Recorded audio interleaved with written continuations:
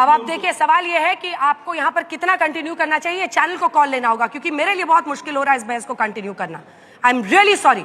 इस तरह के व्यक्ति को झेलने के लिए मैं मजबूर नहीं हूं, जो इस तरह से मुझे फिजिकली और वर्बली अब्यूज करे मेरे शो पर। आई एम एब्सोल्युटली आपने किया है।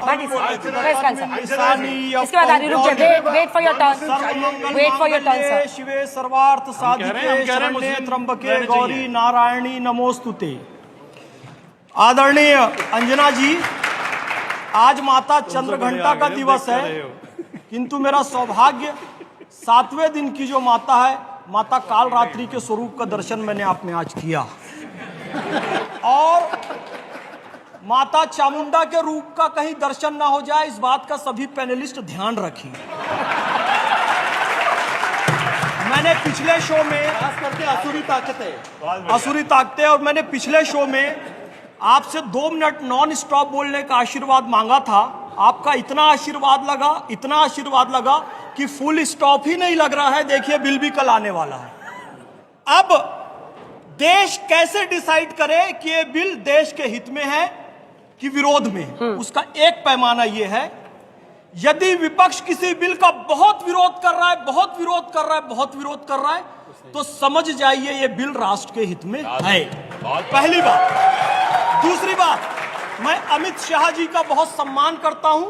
मेरे तमाम मुसलमान भाई जो देख रहे हैं, सुन रहे हैं, उन्होंने स्पष्ट कर दिया है कि ये बिल रेट्रोस्पेक्टिव नहीं है, यानी कि एक भी मस्जिद मदरसा नहीं तोड़ा जाएगा जो पहले से बना हुआ है, बल्कि सुधार किया जाएगा, रिनोवेशन किया जाएगा, नई चीजें लाई जाएंगी।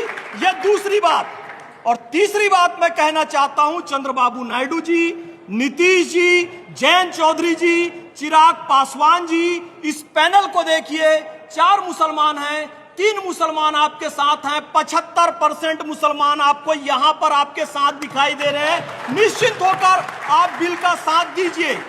चौथी बात मैं ये कहना चाहूंगा, अनवस्था दोष होता है अंजना जी, अनवस्था दोष वो होता है कि आप 100 में 3 का यदि भाग दे दें, तो हम 100 में यदि 3 का भाग दे दें तो 33.333, वो कितना 3 आएगा उसकी कोई गिनती नहीं होती है। ठीक इसी तरीके से, 1 मिनट अंजना जी, ठीक है, तो आपत्ति। और ईद में मोदी जी दोस्त के घर से वहीं खा ले तो आपत्ति। राम मंदिर नहीं बना है तो तारीख नहीं बता रहे हो, बन गया तो हम राम मंदिर के उद्घाटन में नहीं जाएंगे। एनआरसी नहीं आया तो ला के दिखाओ, और 370 35 से ला दिया तो दिक्कत, यानी कि हर चीज में दिक्कत है। हृदय निकाल के दे दो, वो भी नहीं मानेंगे। सर काट के दे दो, ठीक से नहीं काटा जी, थोड़ा फिनिशिंग से काटना था। और अंजना जी, आपकी मैं तारीफ इसलिए करूंगा, न तीर निकालो न तलवार निकालो, हो तोप मुकाबिल तो अखबार निकालो। वक्फ के मैटर पर मीडिया का जो रोल होना चाहिए आपने बखूबी निभाया। मैं दूसरी तारीफ करूंगा सुधांशु जी की, क्योंकि जो काम मुसलमानों को करना और कहना चाहिए था वो ये कह रहे हैं और ये कर रहे हैं, क्योंकि सूरह बकरा और सूरह आले इमरान में यही बात की गई है कि अल्लाह के नाम पे चैरिटी करो, दान दो, सदका जारिया। जो एक बार दान दिया तो लंबे समय तक वो लाभ देते रहे, लेकिन रहमानी साहब ने स्वीकारा कि उसे खुद मुस्लिम माफियाओं ने अपने कब्जे में लिया है।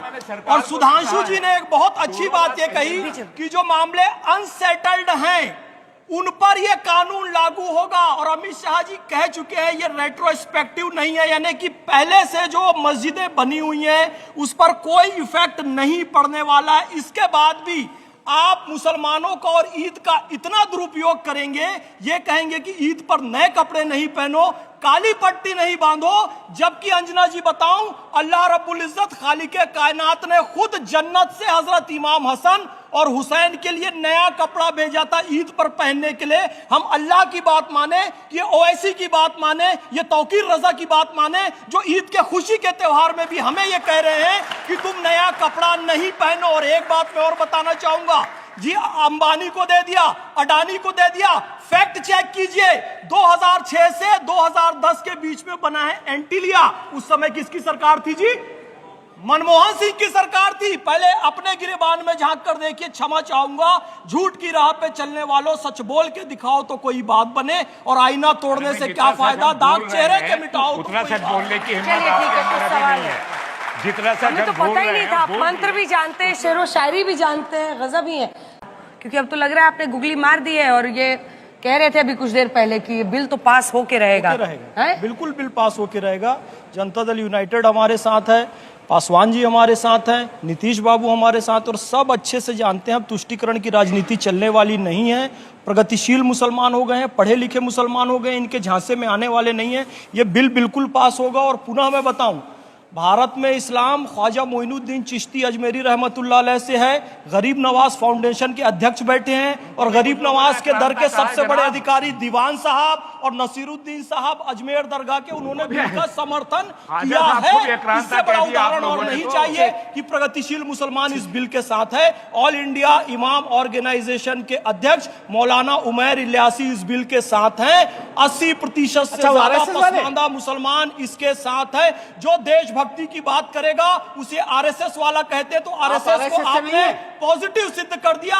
बिल्कुल है, हम लश्कर तोयबा से नहीं है, हिजबुल मुजाहिदीन से नहीं है, हम इंडियन मुजाहिदीन से नहीं है, लश्कर झांसी से हम नहीं है, हम बोको हराम से नहीं है। हाँ, हम मानते हैं कि देश बीजिंग मॉस्को से नहीं चलेगा, देश इस्लामाबाद से नहीं चलेगा, दिल्ली और नागपुर से चलेगा, तो आपको दिक्कत